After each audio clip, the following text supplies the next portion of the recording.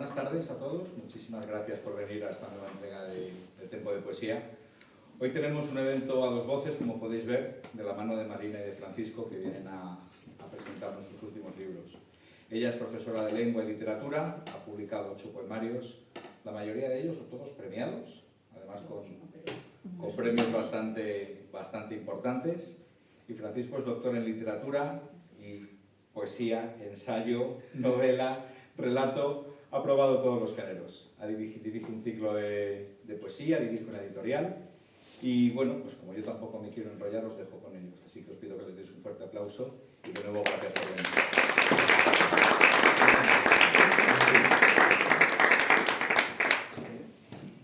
Muchísimas gracias, Daniel, por la invitación y por esta presentación tan cariñosa que has hecho. Muchísimas gracias, por supuesto, a la Asociación Cultural, en nombre de ambos, Florida Blanca, muchísimas gracias. Es una maravilla estar aquí, es mi primera vez, espero que sean muchas, porque el ambiente es precioso, la sala es magnífica. Y el público que está aquí en torno a la poesía, pues es no menos agradable y no menos maravilloso. Hablábamos antes, hacíamos la broma, cuando comentábamos aquí un poquito antes de empezar el acto, de que bueno, si esto fuera novela, habría que haber usado 2 o 3 salas. Pero ¿qué necesidad? Tampoco. La poesía es normalmente la voz de lo íntimo, la voz de lo más recóndito y seguramente por ello también de lo verdadero. En la ficción siempre late algo de mentira y sin embargo la poesía es verdad absoluta. Y es bonito compartirlo con alguien aquí tan de cerca. Me decía Marina, habla tú primero. Bueno, pues hablo yo primero. así vas cogiendo tu carrerilla. La voy a presentar. Marina Casado ya estuvo aquí, tenía un recuerdo muy bonito también, y es normal que lo tenga, por lo que estoy viendo, de un acto parecido, de Tempo de Poesía, y efectivamente muchos de sus libros están premiados.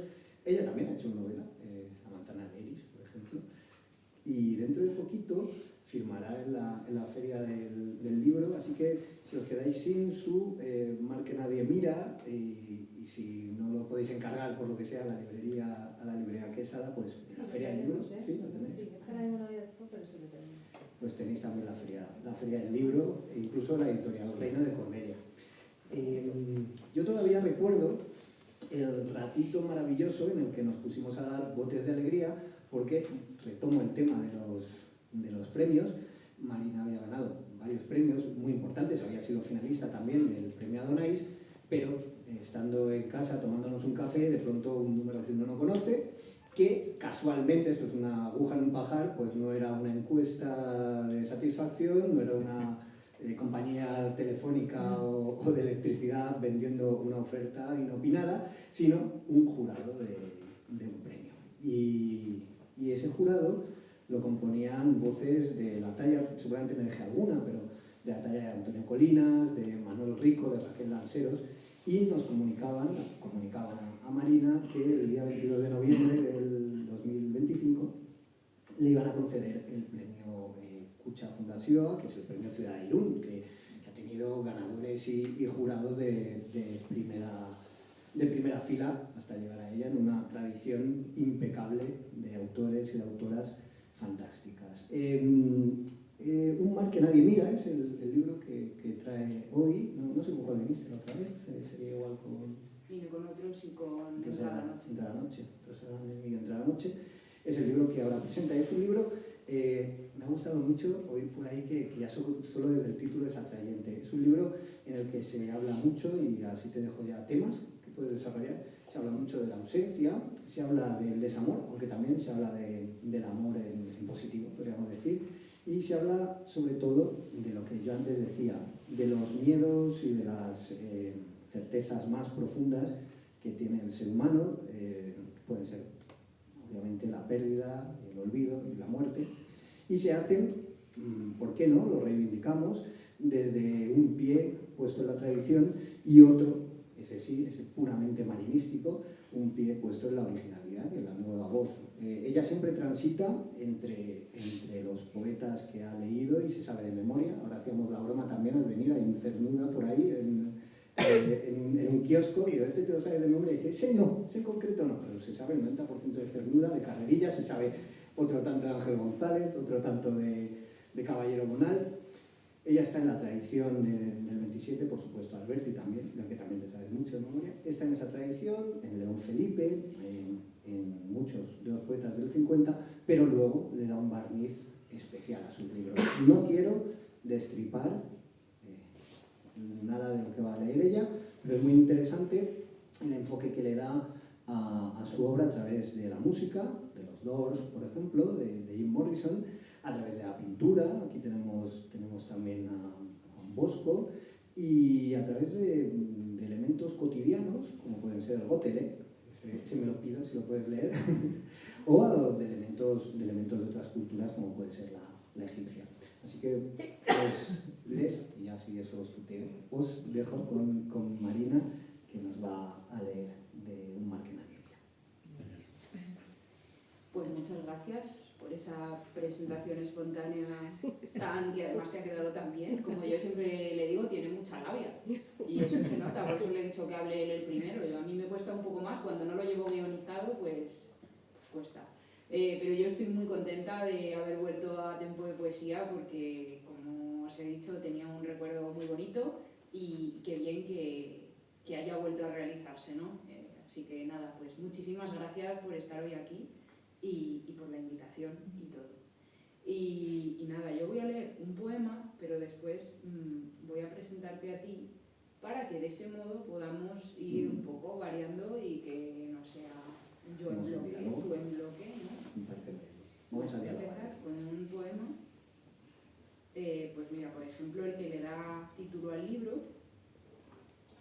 que es Un mar que nadie mira. La noche ha despertado. Imágenes sin nombre dentro de la memoria mimetizan la luz de todo cuanto amaba. A hurtadillas defienden la persistencia inútil del recuerdo. Veo tu cuerpo al fondo de algún verano, quieto sobre ese mar que ya no mira a nadie. Bueno, pues nada, aquí está Francisco José Martínez Morán con su último libro, Cuaderno del que calla. Es un libro muy bueno y de hecho es muchísimo mejor de lo que él cree. Él antes ha hablado de mis premios, yo hablaría de los suyos, que son el Hiperión, el Francisco Brines. Bueno, tienes un montón, vamos, los que tienen no son un montón, pero son buenos premios, ¿no? Y no tiene más porque no se presenta más. No, yo sí, yo la verdad que me presento a muchos premios porque digo, oye, alguna vez puede sonar la flauta, y ha sonado y qué bien, ¿no? Pero él no se presenta casi, entonces, oye, que tenga 3 premios muy buenos, pues es una cosa que demuestra que su poesía es una poesía de calidad, es una poesía, este cuaderno del que calla, además el hecho de que se llame cuaderno, pues indica que él es un observador de la realidad y que está tomando anotaciones de la realidad, de su cotidianidad, y las pasa por el filtro de su mirada poética. Con lo cual, pues nos vamos a encontrar, él ya los irá leyendo, momentos que son del día a día, de sus seres queridos, de todo lo que forma parte de su mundo, pero filtrados por esa particular mirada suya, poética. Un libro, además, en el que, como en todos sus libros, está muy presente la luz. Él, de hecho, lo digo en la contraportada, es un buscador incansable de la luz. La luz se plantea como una especie de pureza primigenia, una inocencia a la que resulta casi imposible acceder. Entonces él se pasa los poemarios buscando esa luz. A veces la tiene, pero dura muy poquito. Es como el amor efímero de Cernuda, ¿no? Y bueno, yo creo que es una luz que le viene ahí la influencia de Francisco Brines, que es uno de sus poetas referentes. Además, tiene el premio Brines, o sea que está ahí muy conectado, ¿no?, con Brines.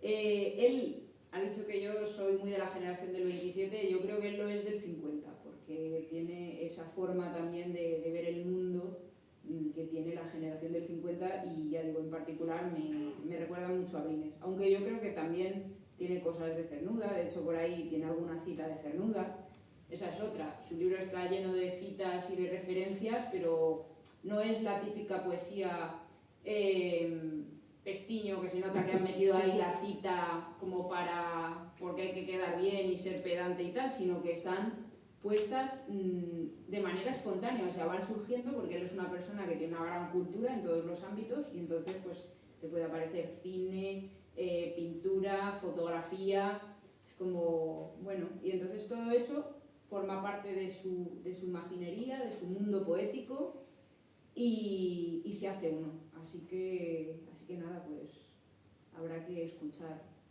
Bien. Y que no calles como tu cuaderno, ¿no? Además tienes que contar un poco la anécdota del cuaderno. Sí. Leo un cuento lo del cuaderno. Este poema se titula Escribo. Escribo por un ciego impulso de no ser este que soy.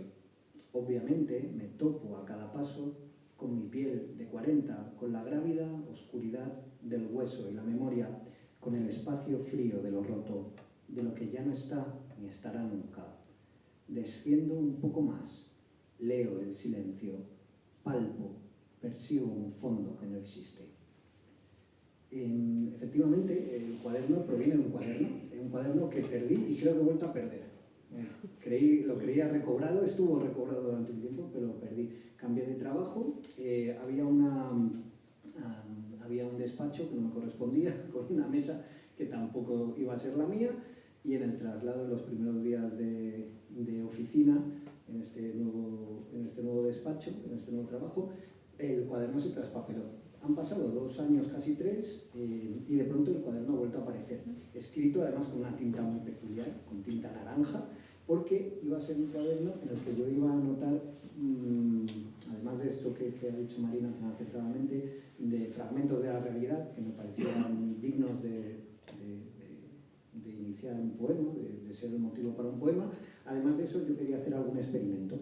Así que ese cuaderno estuvo perdido unos años y en determinado momento fui a por notas autoadhesivas y allí en una repisa de un cuadernito, de un cuartito al que no suelo pasar, ahí estaba el cuaderno y lo recuperé y empecé a repasar el que era yo hacía 2 o 3 años, que era alguien muy distinto, porque había muchos cambios en mi vida y muy importantes. Ahora creo que lo he vuelto a perder. Así que vaya usted a saber qué saldrá de ahí, de ese cuaderno negro. Bueno, ella decía que la presentación me había ido bien. Ahora, cuando la habéis escuchado, comprenderéis aquello que le decían en una de sus carreras de casado tú a la radio, casado tú a la radio. En periodismo te lo recomendaban y con toda la razón del mundo. Mencionaba yo antes, si quieres leemos algunos de esos. Poemas en los que, y lo has dicho tú también, poemas en los que la cultura es fundamental. Si quieres hacemos unos cuantos, no sé, Morrison, Bosco, lo que quieras, y yo sí que leo también de eso. Venga. Empiezo con Morrison. Por ejemplo. Bueno, para los que no lo sepáis, Jim Morrison fue el vocalista de Los Doors, que es mi grupo favorito. Y Jim Morrison aparece en mi poesía desde el primer libro, entonces no es que lo meta ahí a piñón, pero pues, siempre acaba apareciendo, no sé cómo lo hace. Y aquí, en este poema, que encontraré algún día, aparece mirando embelesado el cuadro del Jardín de las Delicias en el Museo del Prado, porque esto es una anécdota real. Él se tiró varias horas mirando el cuadro cuando vino a Madrid. Le fascinó el cuadro y se quedó varias horas mirándolo y poquito después moría, o sea que fue su única y su última experiencia en Madrid. A ver, voy a irme directamente, aquí ya. Jim Morrison contempla el Jardín de las Delicias.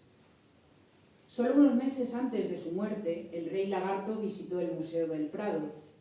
Fue después de otra noche de embriaguez.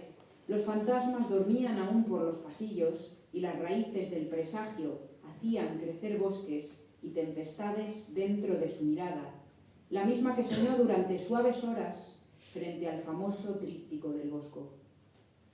Reconoció los párpados caídos de la inocencia, arrodillada en un Edén donde las criaturas pacían por la tierra y por el aire, y un drago milenario daba cuerda a la vida.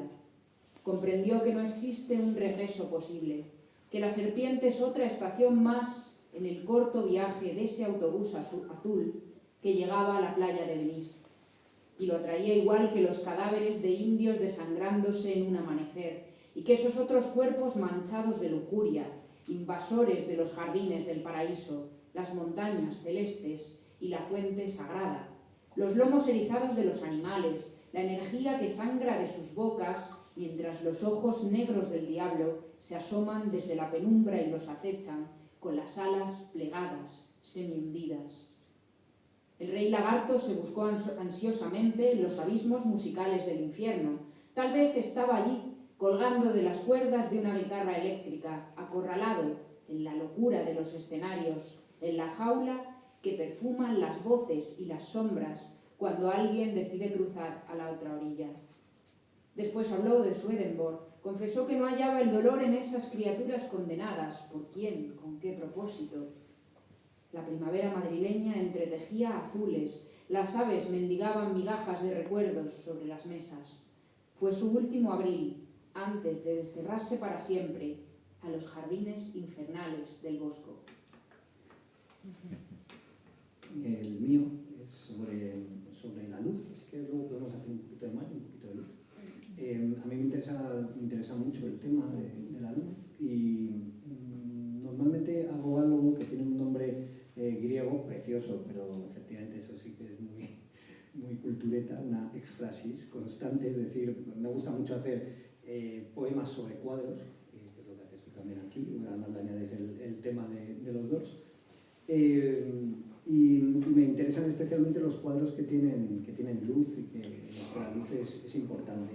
Entonces, aquí en este en particular hablo de Hopper, y bueno, ahora está Hammer soy muy de moda, pero bueno, Hopper estuvo durante un tiempo también entre los poetas muy en voga. Y los no poetas. Los no poetas, sí. Muy... Porque consigue esto que consiguen muy pocos pintores, por supuesto, Velázquez, lo consigue Vermeer también, es esto de reflejar la luz, no solo darle una iluminación al cuadro, es algo que va más allá. Caravaggio lo hace también, no sé, la vocación de San Mateo, por ejemplo. Hopper, verano. Todo está desvelado. El tacón se desliza suavemente hacia la calle, pero todavía no pasa del deseo de ser paso. La mano es transparente, es líquida la sombra de la espera. El vestido habla luz y las cortinas se abren desde el silencio hasta el silencio. ¿Quieres que hagamos un poquito de luz y de mar, por ejemplo? Mi libro, ya te dejo a ti la palabra, mi libro tiene un primer poema, una primera parte que se titula De un cuaderno sin luz, y se abre con un dístico. A mí me gusta mucho la poesía grecolatina y hay muchísimos dísticos en la poesía grecolatina, sea porque los poetas, las poetas como puede ser Safo, así lo querían, o sea porque nos falta todo lo demás. En mi caso, esto es el lema, podríamos decir, del libro. Terminará la luz y no te habrá bastado. Pues fíjate, estabas hablando del mar como símbolo constante en mi poesía y yo creo que en este libro es donde menos poemas de mar hay. A pesar de llamarse Un mar que nadie mira, me he dado cuenta de que solo hay 3 poemas de mar. Entonces, voy a leer uno muy particular que se sale un poco de mi tono habitual, diría yo, porque tiene ironía, cosa que no había introducido antes en ningún poemario, y habla un poco de el mundillo literario, que a veces, como hoy, son cosas agradables y son cosas entrañables y que emocionan, pero en otras te das cuenta de que hay mucha hipocresía, ¿no? Hay hipocresía galopante por ahí. Entonces, pensando en estos momentos y en ciertas personas, pues salió este poema que se titula Volverán las oscuras golondrinas, en alusión al verso de Becker. A finales de junio terminan las tertulias madrileñas, los recitales y las presentaciones de libros que no van a dejarte indiferente, que puedes adquirir a un precio módico y con la prestigiosa firma de su autor. Las costas españolas acogen oleadas de escritores que asimilan con un placer culpable el dulce anonimato del turista de a pie, dar paseos interminables por la playa sin detenerse a conversar con el crepúsculo, visitar chiringuitos en los que degustar paella y regarla con tinto de verano en vez de con la luz que brota de la luna. Hay en su doble vida un riesgo silencioso, Cernuda lo advirtió, el mar es un amante, aquel de abandonar definitivamente la dicción franca y ominosa a la poesía. Pero vendrá septiembre y con él las tertulias literarias, la brillante bohemia de nuestra capital. Abrazaremos a aquellos que nos arrebató el estío, con excesiva admiración que se disipará en el mismo instante en que doblen la esquina. Nos pondremos las máscaras de antílope y nuestras copas se alzarán al unísono. Amigos, les prometo que este libro no va a dejarles indiferentes. Si quieres avanzamos en las temáticas, y hay una que sí que se repite en el libro y es seguramente en tu caso una de las principales en toda tu obra, que es la de la pérdida, la de la ausencia. Y en el libro que yo también presento hay mucho de eso. Si quieres leo uno sobre la pérdida, sobre la ausencia, que se titula Prosperidad, ya casi los 90. Yo siempre que leo este poema propongo el mismo ejercicio. Será por aquello de que soy profe. Soy proponer ejercicios. Y como últimamente no ejerzo, pues propongo ejercicios donde puedo, ¿no? Los que sean recitales también.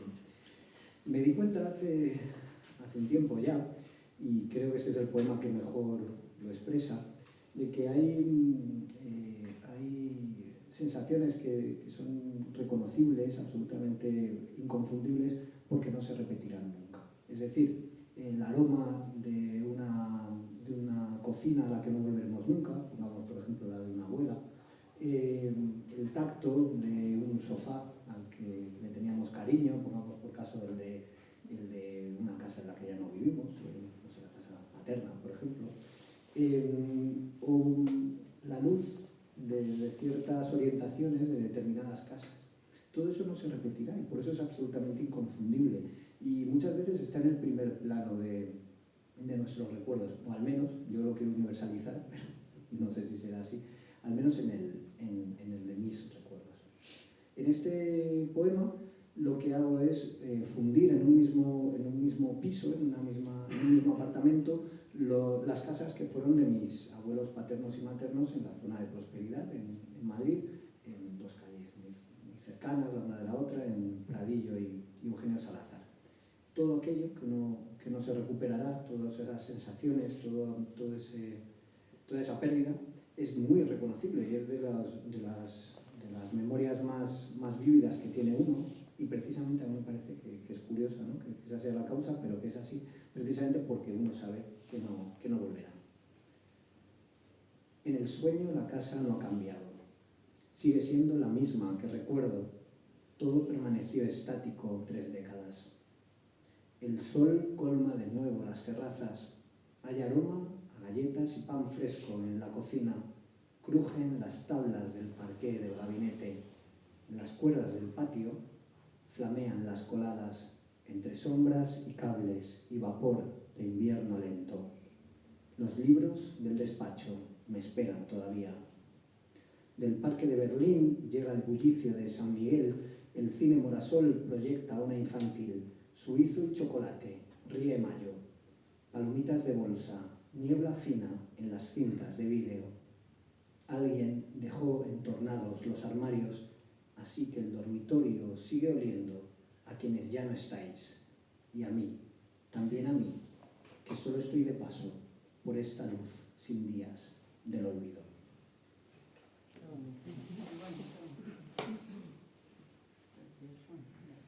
Fíjate que estaba pensando que también me he dado cuenta de que tenemos, tanto tú como yo, en nuestros respectivos libros, un poema con una cita de Cernuda, o sea que eso también hay que leer.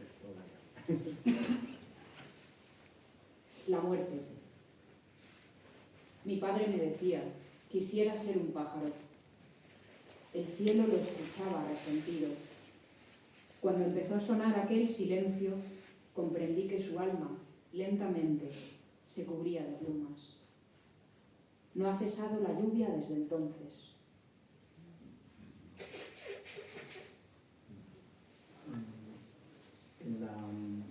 Decías que pasamos a citas. Citas la de Cernuda, por ejemplo. No tiene por qué ser ahora. No te puedo decir ahora. Pues entonces yo voy a pasar al tema del amor. Así que voy a dedicar una marina. Reconozco el sendero. Cuántas veces amaneció y la luz primera me rozó por estos campos. Cuántas veces busqué el camino de vuelta entre la broza. En cuántas ocasiones me supe ya perdido y fue tu mano la que me devolvió a casa por praderas siempre verdes.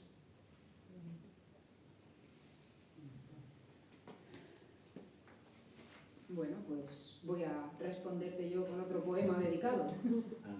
Veo que has captado la indirecta. Certeza. Sospecho que esta luz que ahora nos envuelve nació cuando la noche inventaba un idioma impronunciable, a las puertas de un mundo desconocido. Me tendiste la mano, cruzamos el umbral. Fugitivo, un fantasma abandonaba las esquinas y los ojos vacíos de nuestra incertidumbre. Te llamé y el amor amaneció en tu nombre. Decía Cernuda, mas el amor, como un agua, arrastra afanes al paso. Teoría. La teoría es simple. Podría recitarla de memoria con los ojos cerrados, sin dudar. Ojalá se tratase solamente de un frío titubeo, pero no. El problema reside en la impureza, en el temblor del alma ante lo estéril, en este oscuro afán que imprimo a la pérdida.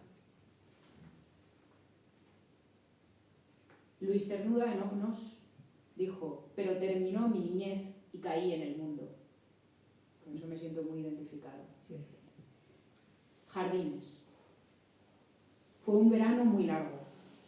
Palpitaba la luz entre las flores con sedosa insistencia. La vida, aún intacta, era algo que apenas conocía, un tiempo sin cadenas, una nube, atravesando aquel azul inalterable. Recuerdo una pequeña grieta sobre el muro, huella inequívoca de la fragilidad, de las horas que prometían ser eternas. Parpadeé para entender la sombra y cuando abrí los ojos no pude regresar. Hay jardines que solo suceden una vez. Ese verso final es lo mejor. Pues lo soñé.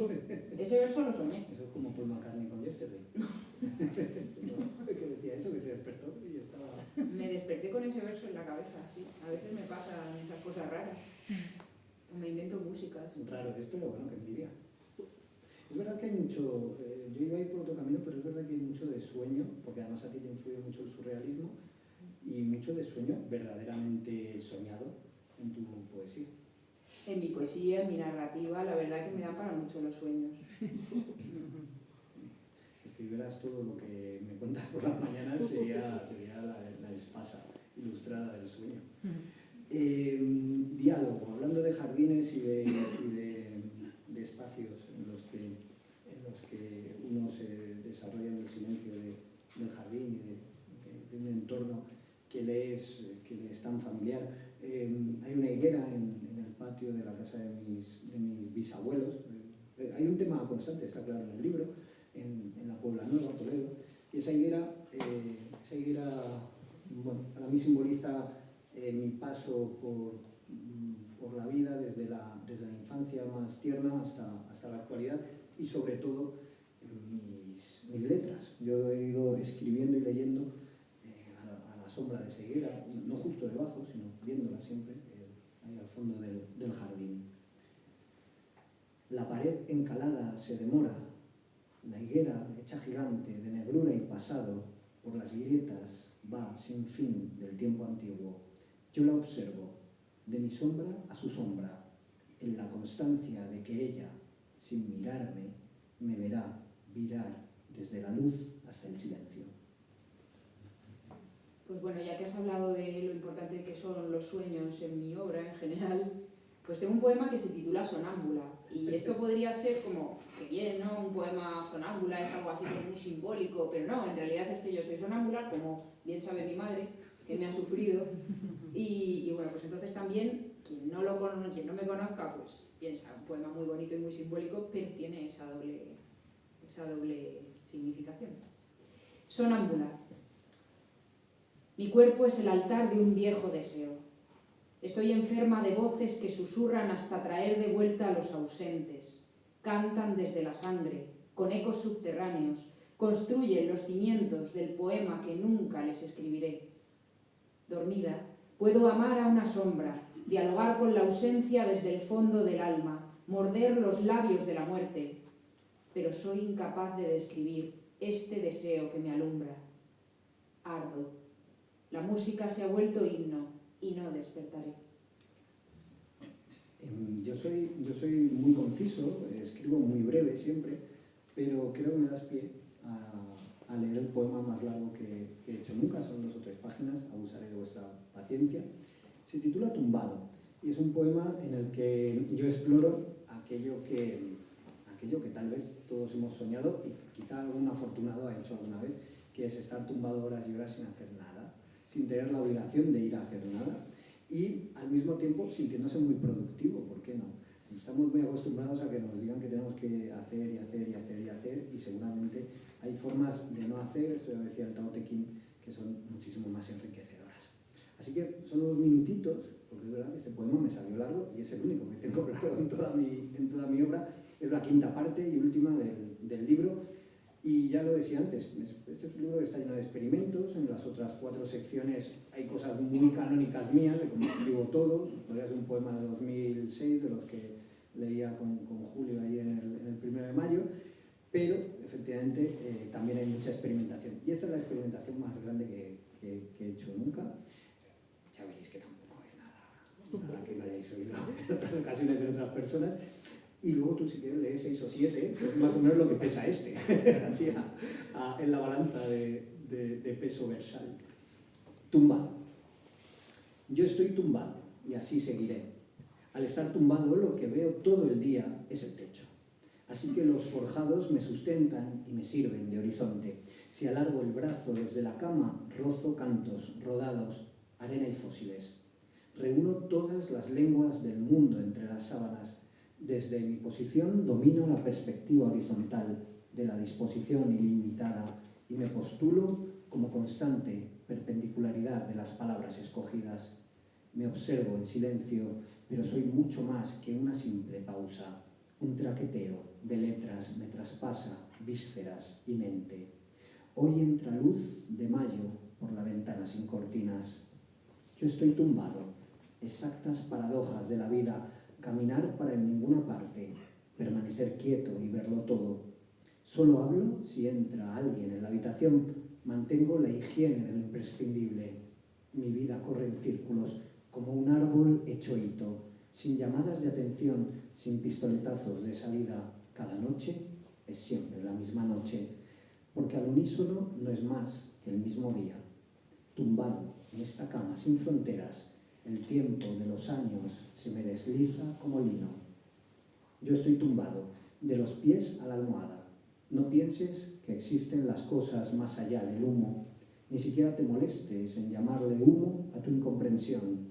Las cortinas bastan, su flamear gastado, la brisa entre el biombo y la ventana, es suficiente y sobra. No hay más fuego que este de las pupilas, no más desplazamiento que el de esta travesía sin kilómetros. La calle vierte sombras sobre mi pared. De noche bebo el líquido de los objetos derramados en la luz, ebriedad del teatro hecho silueta. Yo solo leo, pero siempre el mismo libro. Vivo en la muchedumbre solitaria. No anhelo compartir nada con nadie, porque nada poseo más allá de este rendido tacto sin minutos y nadie me posee más aquí de la sábana herida por la luz. Yo estoy tumbado, dejo caer el cuerpo y describo, desde la mano hasta el hombro, un ángulo de piel y vello. Parece que remo inercia, Hay una quieta marea de silencio surcándome los pliegues del tacto. Creo que los delfines silban a voz de espuma nanas bajo el colchón. Arrecifes de sal surcan la tarde y elevan catedrales al resplandor de las baldosas. Va repitiéndose la voz, sin coda ni vuelta. 1000 y 1000 noches no valdrían para apurar el infinito. Y lo intentamos, por el mero placer de fracasarnos en la escucha. Yo estoy tumbado. Toda fotografía es un hueco de la realidad, un mapa en el deseo sordo de la memoria. Los cartógrafos que tomaron las medidas y evaluaron la luz sabían que levantaban los soportes de una impostura. Eligieron unos bordes y no otros, unas sonrisas y no otras, un plano de la vida y no todos. Conjuraron las nostalgias, alzaron laberintos donde solo debería acumularse polvo. Mi pared está desnuda. ¿Para qué las imágenes? ¿Para qué el juego de pretéritos? Yo estoy tumbado. No hay interlocutor. Aguardo mis propias vocales y tejo líneas sin destinatario. Un bajo continuo silencia los ruidos de la calle. En otra casa cocinan. El cuerpo se amolda, como en una partitura, a la cadencia exacta de la mañana. Os imagino en vientres reptilianos, recorréis las entrañas del dragón y olvidáis vuestros pasos bajo la rigidez de unas sillas prestadas. No sois fuego ni tierra. Yo estoy tumbado. El horizonte aquí no es más que un punto. Tengo papel y lápiz para dibujarlo y una vida llena de horas blancas para ponerle el color adecuado. Bueno, pues para hacer un poquito de contraste, yo voy a leer uno de mis poemas más cortos. Sigo para otro. Pulcritud. El mundo era muy frágil. Alguien hablaba de la guerra con las manos tan limpias como un escalofrío.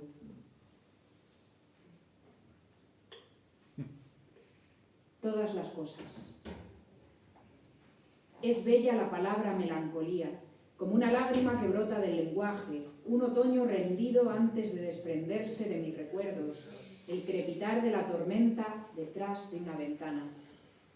Pienso en ti como en todas las cosas que perdí con la lluvia.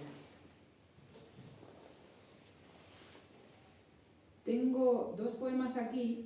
Yo sé que está muy de moda el tema de Ulises y todo eso en la poesía, pero esto la verdad que no lo hice con esa intención. Yo un par de líneas o tres.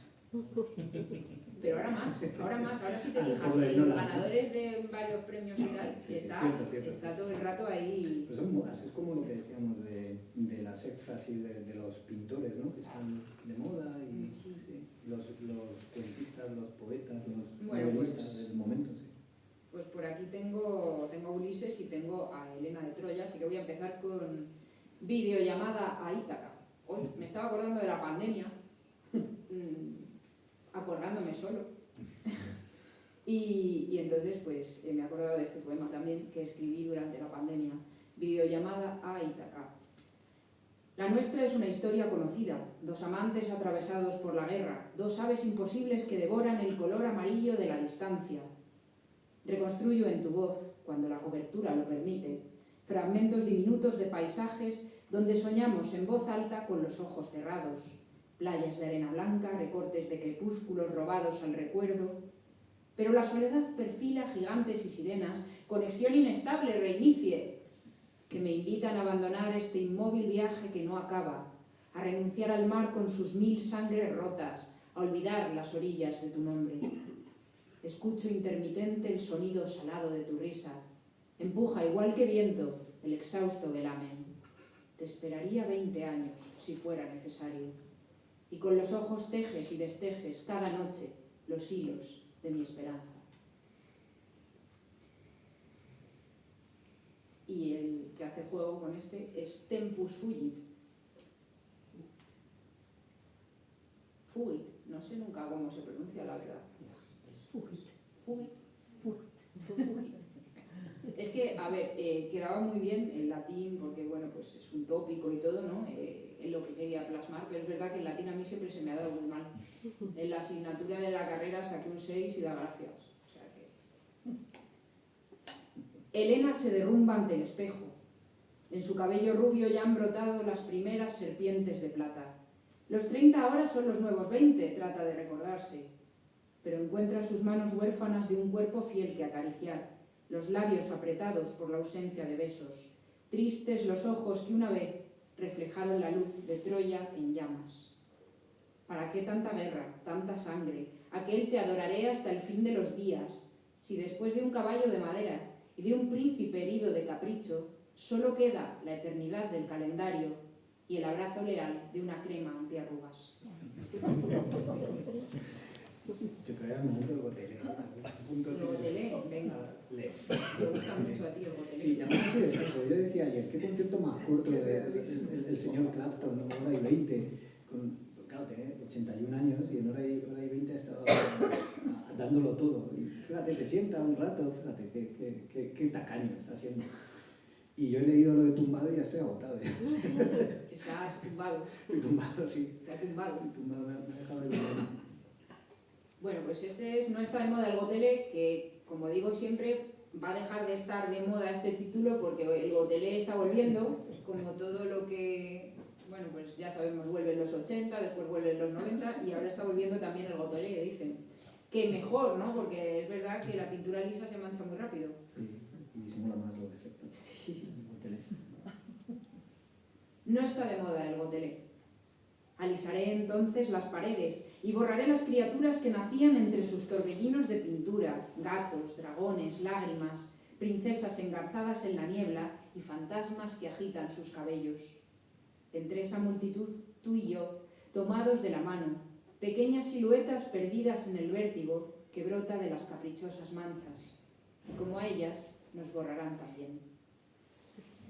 Fíjate que cuando leí ese poema, una de las primeras cosas que te dije, aparte de que me gustaba mucho, es que compartíamos eso de ver figuras pareidolias, ¿no? Parecido en las manchas del gotelé y la del terrazo. No sé si recordáis el terrazo aquel de los finales, bueno, 70, primeros 80, que madre mía, era una selva aquello. Yo me quedaba mirando, yo inventé el ojo mágico, hacía falta aquello de los libros. Y en 3 dimensiones salían unos universos maravillosos. Qué maravilla, volviendo a uno de tus temas y a una de tus reflexiones, esta impronta que nos deja la infancia en la forma de mirar las cosas. Yo voy a leer 3 poemas relacionados con la infancia. Cuando me encontré el blog, el cuaderno que os decía, me di cuenta de que había dibujitos de mi hija. Y entonces, bueno, yo dije, si es que lo más bonito del cuaderno son los dibujos de hace 3 años. Al final de este blog me encuentro garabatos infantiles. Mi hija los ha dejado allí sin un propósito, pero resultan mucho más valiosos que cualquier verso, mucho más honrados y puros y brillantes que mis quejas.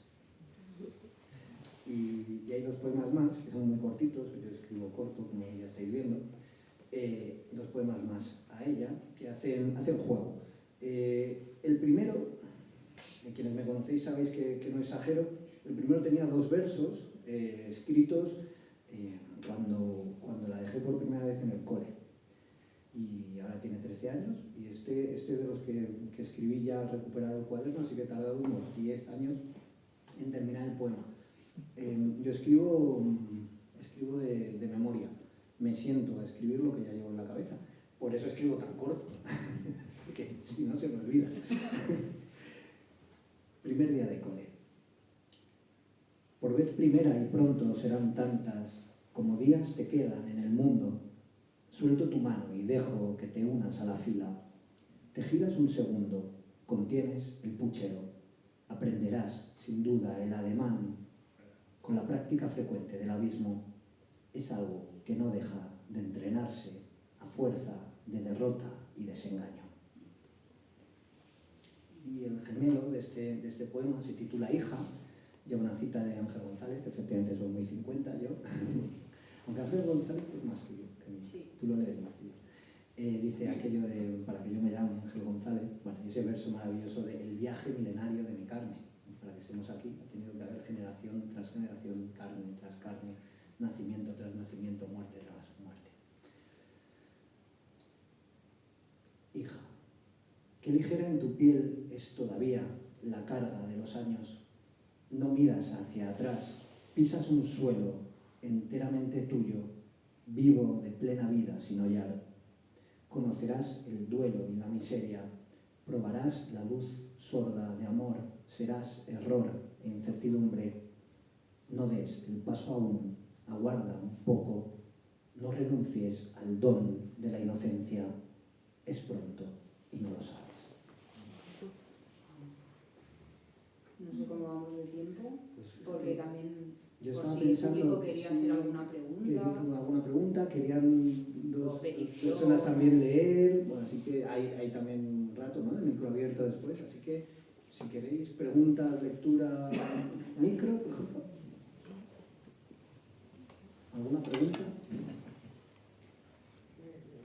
¿Nos habéis planteado hacer un poema conjunto o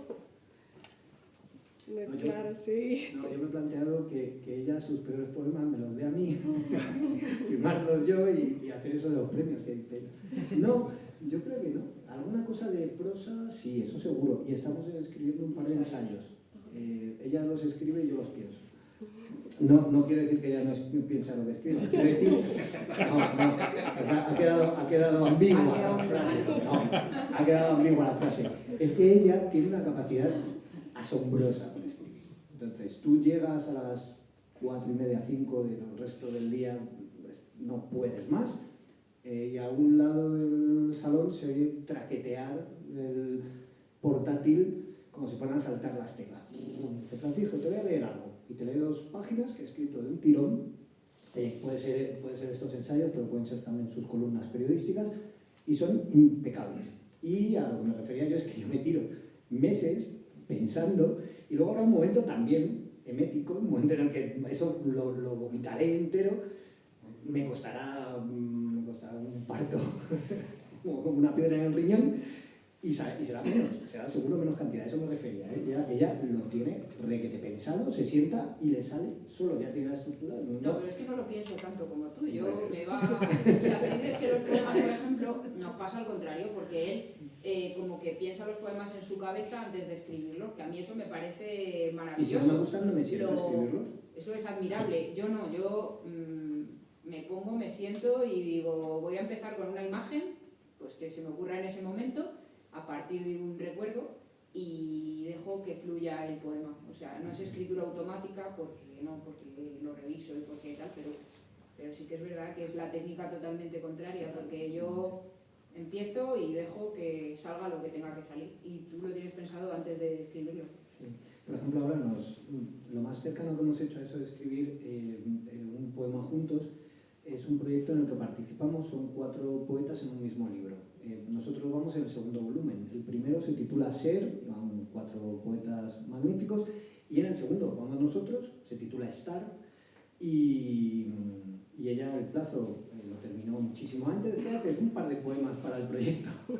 Y una semana después, ¿qué haces, Fran? Digo, pues no sé, ver cómo completo las 15 de 20 páginas que aún me faltan. Y ahí sí que hemos dialogado, porque sí que hay diálogo, tú has mencionado, Marina, en algún momento poemas hechos en el 20, que deben ser los más antiguos que tienes ahí. Yo alguno tengo también un poquito más antiguo del 20. Aquí todavía no ha habido tanto diálogo entre los poemas, pero sí que es verdad que como nos leemos mucho el uno al otro y nos enseñamos los manuscritos, yo creo que no es tanto escribir, pero sí pensar un poco teniendo en cuenta la opinión del otro, cómo será la versión definitiva. Eso yo creo que sí que lo estamos haciendo. Ya en algunos poemas de la última etapa, ahí sí que se nota la convivencia. Sí, yo la verdad que me has influido bastante en lo de depurar el poema. En lo de depurar el poema, porque bueno, yo era muy de adjetivos, muchos adjetivos y tal, y ahora es verdad que noto que me he ido depurando con los años. O sea, ya me había ido depurando antes de conocerte a ti, pero también me has venido muy bien, ¿no?, a la hora de darme una opinión sobre mis poemas como lector cero, y yo creo que está muy bien eso de tener un lector cero de tus poemas, porque siempre otra persona ve cosas que tú no te das cuenta. Esto además, por ejemplo, en novela se nota mucho. Sí. Y aquí tenemos a mi madre, que ha sido lectora cero de todas mis novelas, y de las primeras me acuerdo que me decía, pero bueno, ¿cómo metes esta burrada aquí en la casa, el mayordomo limpiando las escaleras y todo eso? No, es verdad que es una novela que escribí cuando tenía 16, 17 años. Y O en la choza estaban comiendo chuletas de cordero. Sí. En la Ay, chabola. cosillas. Chuletas de cosas que no... Pero algún día cogeré esa novela y haré una reversión actual. Sí, ¿no? Su imaginación tenías muchísima, pero claro, eran cosas que no... Es importante lo del lector. Las literas en la chabola, tú fíjate. No había visto en su vida una chabola, claro. Pues eso. ¿Y en qué género os sentís más cómodos y menos cómodos? O sea, ¿cuál es el que más...? Pues bueno, yo la verdad que el que más ilusión me hace escribir es novela. Porque desde pequeña yo siempre había dicho, quiero ser novelista. Y era lo que más ilusión me hacía. Pero ¿qué pasa? Que para escribir novela hace falta tener una rutina de trabajo muy marcada. No puedes dejar ahí una novela, dejarla como, pues ya está, hasta el mes que viene, ahí se queda, porque luego se nota, cuando vuelves a escribir lo notas tú y además se nota en la novela como que has dejado los personajes y todo. Entonces, ¿qué pasó? Que yo me centré, bueno, se cruzó la poesía en mi vida. En el instituto empecé a leer poesía y empecé yo a escribir poesía como forma de expresión porque era una niña muy tímida, y me di cuenta de que la poesía pues no exigía esa rutina de trabajo, que yo no podía cumplir con esa rutina de trabajo no porque no me gustase, sino porque estudiaba mucho, entonces no me daba tiempo. Y de hecho no me ha dado tiempo a ponerme en serio con la novela hasta que no me he sacado la plaza de profesora. Ahí ya sí me he podido poner. Pero antes de eso, pues bueno, la poesía se cruzó en ese momento y para mí la poesía viene de fogonazos, de, no sé, por ejemplo, me acuerdo que el primer libro de poesía lo escribí en una asignatura de primero de carrera, que era una asignatura horrible, de 4 de la tarde a 8 de la tarde seguida, y yo pues me ponía a escribir poemas. Y bueno, era como que los escribía en cualquier lugar, en cualquier momento, y por eso al final tengo muchos más libros de poesía que novelas, que tengo 2, pero por eso. Pero yo realmente disfruto mucho con la novela porque es como que vivo la aventura, me pongo en la piel de mis personajes y para mí es muy emocionante porque realmente lo vivo, sueño con ellos, o sea, estoy como súper implicada. Bueno, y también papá te enseñó a querer la poesía, te enseñó, porque le encantaba la poesía. A ver, claro. Y vamos, los poemas que escribía de pequeña, pues estaba papá que te orientaba, que te decía, o sea... No, sí, claro, por supuesto. O sea, yo no la desprecio en el colegio absoluto. hacíais poesía, que ya no se hace. Mi padre tuve la suerte de que fue mi profesor en quinto y sexto de primaria, entonces lo tuve como padre y como profesor y le daba mucha importancia a la creatividad y de hecho algunos padres de mis compañeros se enfadaban porque no les ponía más cuentas, ¿no? Entonces, bueno, pues sí que y tanto tú como él siempre desde pequeña pues nos habéis llevado a todas las exposiciones, museos, cine, marionetas, teatro, todo. Entonces, bueno, pues al final eso siempre tiene que aparecer por alguna parte. Yo como profesora lo noto también en los alumnos, se nota a los alumnos que tienen familias que les llevan a sitios y los que no han visto nunca nada, ¿no? Y eso pues te da otra sensibilidad. Y la poesía, pues bueno, papá con la poesía y tú con la música también, que al final la música es poesía también. Nótese que subyace lo que dices, algo así como la poesía más rápida y fácil. Sí, a ver.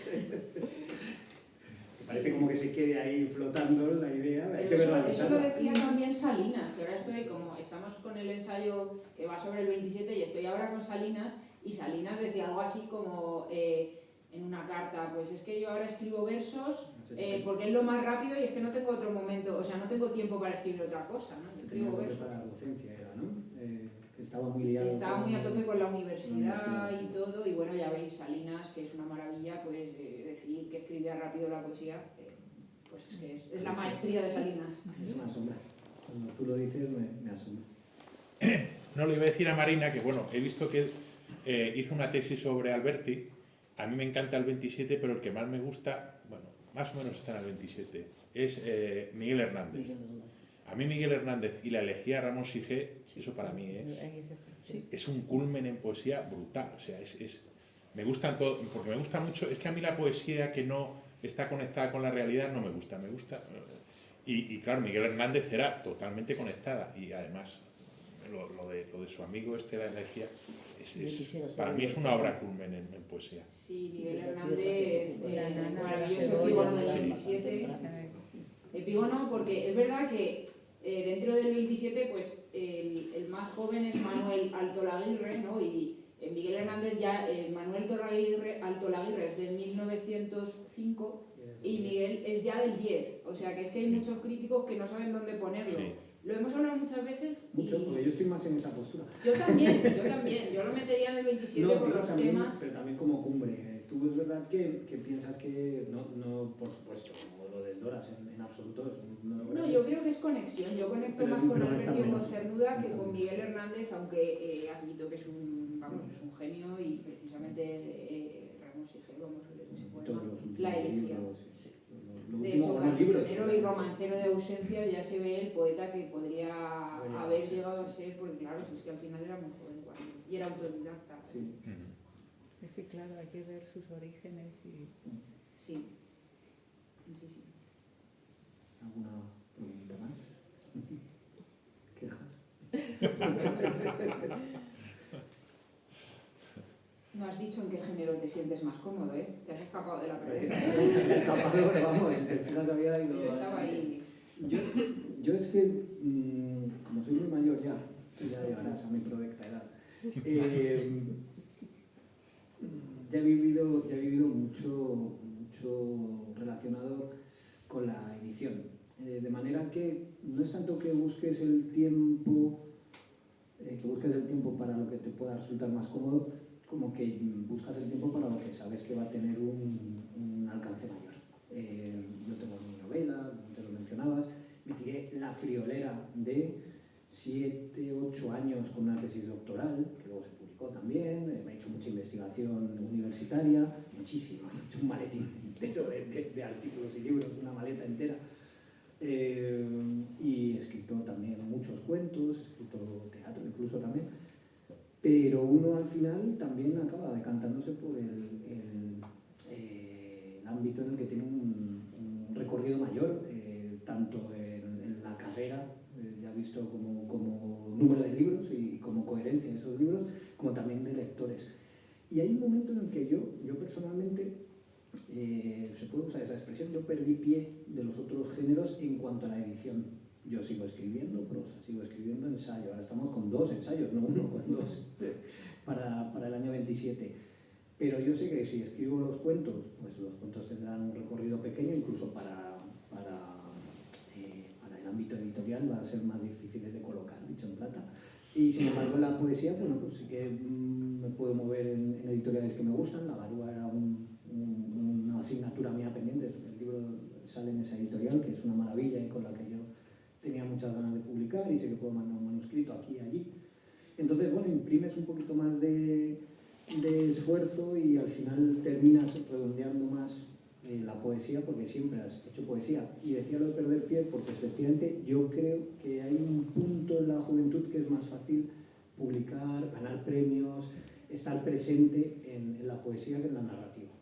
La narrativa, aparte de la vertiente comercial, en la que tienes que tener una serie de características, entre las que últimamente también se cuentan los seguidores de Instagram, aparte de eso tienes que tener pues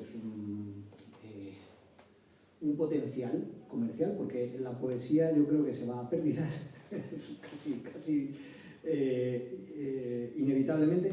Sin embargo, tú en la novela estás proponiendo un negocio y entonces primero a la gente, si consigues a gente, y luego al editor, pues le cuadra bien tu negocio, porque eso luego puede ser una serie, puede ser una película o simplemente un libro con un público más grande potencial, pues el acuerdo se cierra. Y yo tengo cosas inéditas muchísimas de prosa, pero es verdad que les imprimo menos no mimo en el texto, pero sí mimo en la difusión, porque es verdad que ya tengo el hueco más o menos hecho en la poesía, pero los otros yo creo que ya soy viejo. ¿Ya?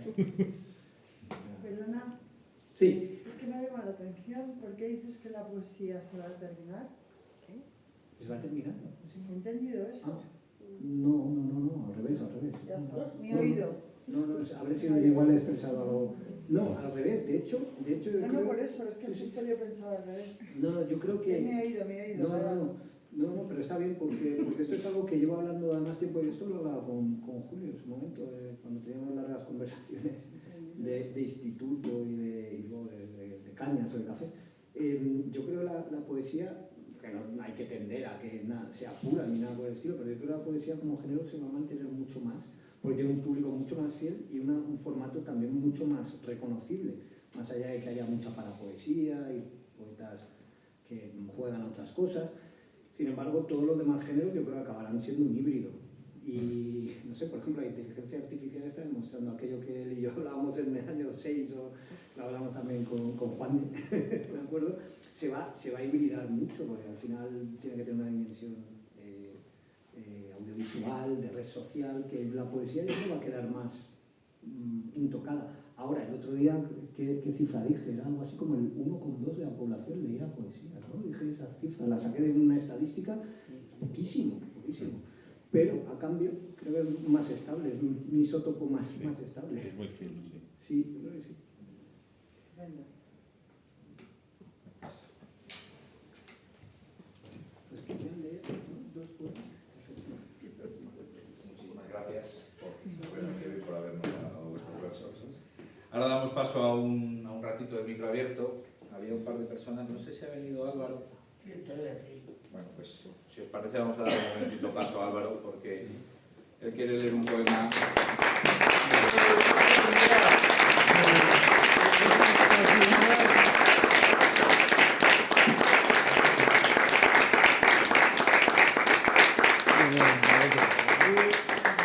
Él lo va a leer, pero me ha pedido que lo introduzca yo brevemente. Entonces, bueno, Álvaro es... Ven aquí, no seas tímido. Álvaro es un buen amigo de aquí de San Lorenzo, que todos le conocéis, y lamentablemente su madre falleció el año pasado, y él quería dedicarle un poema a su madre y quería hacerlo en el micro de Tempo de Poesía. Así que, gracias. Ha cambiado el tema. Quería que lo leyese yo, pero sorprendentemente tiene una letra peor que la mía. Entonces lo va a leer. Esta letra me llegará a tumba. Bueno, sí a mi madre, pero también la madre del cielo, como la Virgen. Y entonces, bueno, yo estaba buscando tiempo. Y ayer, en la inspiración de mi madre, antes del partido de Rayo, me mandó que escribiera esto para el pueblo. Y dice, hoy en mayo, mes florido y hermoso. Hoy es el mes del amor, de la madre y de la naturaleza. Hoy florece las flores y la tierra vuelve a la vida y los hombres y mujeres nos amamos y nos queremos. Hoy en mayo, con el apoyo de la Virgen, que por cierto, vinieron aquí a pedirle luz a la Virgen, que estaba en misa en un funeral, pero yo estaba rezando el rosario. Entonces, lo último que digo es, la Virgen nos pide a todos que en este gran pueblo vivamos y nos llevamos bien y apoyemos la naturaleza. Gracias a todos y en septiembre ya pone otro, porque yo, como bien han dicho acá en esta aquí antes que yo, se necesita tiempo. A mí mi abuela me dijo, ¿tú por qué no escribes? Yo porque soy un vago y entonces voy a mi tiempo, como dice mi hermana, voy a mi tiempo. Pero yo creo que esto está escrito desde el corazón Y muchas gracias a todos por escucharme.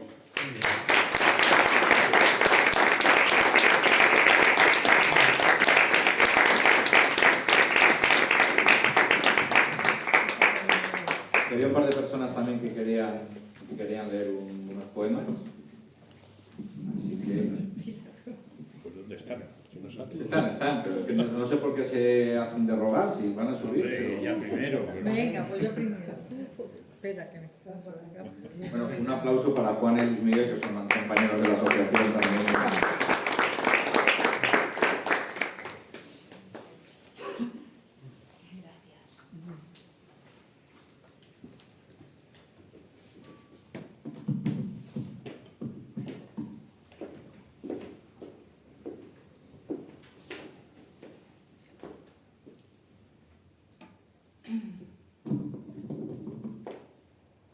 El río. Antes de que la luz nos abandone, miro pasar los días como peces azules sobre la gravedad de un río inhóspito que trae el aroma denso de la muerte. Desde esta orilla veo sus esquirlas, el lento resplandor de su veneno, pero es fácil cerrar los ojos y la sangre. Lejos, en esa orilla, el miedo ha construido formas ambiguas de intimidad, ciegos amaneceres, despojos de la rabia. El río los acoge besándoles la boca, estrecha su agonía, alimenta el cansancio, prosigue indiferente su camino. En el mar de la historia desemboca el recuerdo, las heridas, la sombra. Hay ciudades ocultas habitadas por rostros que acompasan su pálpito olvidado a aquello que no crece, a lo que no respira, a la verdad que arrecia en esa otra orilla y desde aquí no distinguimos. Es la guerra, nos dicen. Y parece ya todo tan bien justificado, lejos y a la deriva, irreparable, como peces azules avanzando hacia el mar en una tierra abandonada por la luz.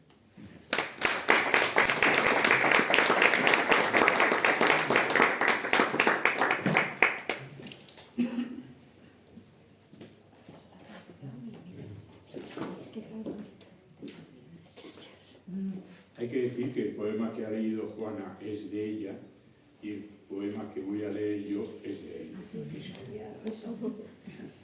Blanca canción del mirlo. Ya llega la mañana, va viniendo. Una canción sin nombre inunda los pinares. Por entre las agujas la luz vibra en un ángulo roto. El mirlo desciende de la noche a la piedra amanecida.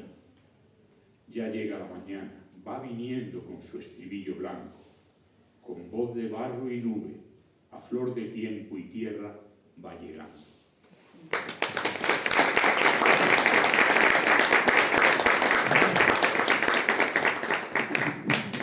Como vamos un poquito justos de tiempo, yo no voy a leer hoy nada, porque además os quiero contar un par de cosas. Lo primero, agradecer a Marina y a Francisco que hayan aceptado la invitación.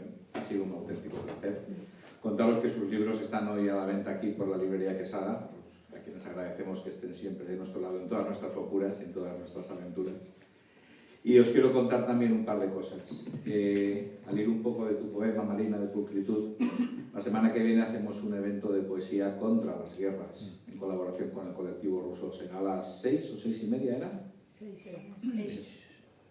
6. A las 6 aquí, junto con el colectivo ruso, vamos a leer unos cuantos poemas y va a haber también gente que haga música, así que bueno, va a ser un evento muy bonito. El jueves, ¿verdad? El viernes 15. Y eso va a ser el preludio de un evento bastante importante, que es la primera Feria del Libro de San Lorenzo del Escorial, que la estamos organizando desde la Asociación Cultural Floria Blanca. Va a ser el sábado 16 y el domingo 17 de mayo. No va a llover. Y no es un ruego, es una afirmación, no va a llover. Vamos a estar en la plaza del Ayuntamiento, va a haber 23 mesas con casetas, o sea, con mesas de editoriales, de autores, de librerías, y va a haber actividades, conciertos, recitales. Va a ser una pasada, estáis invitados. Muchísimas gracias a todos por venir.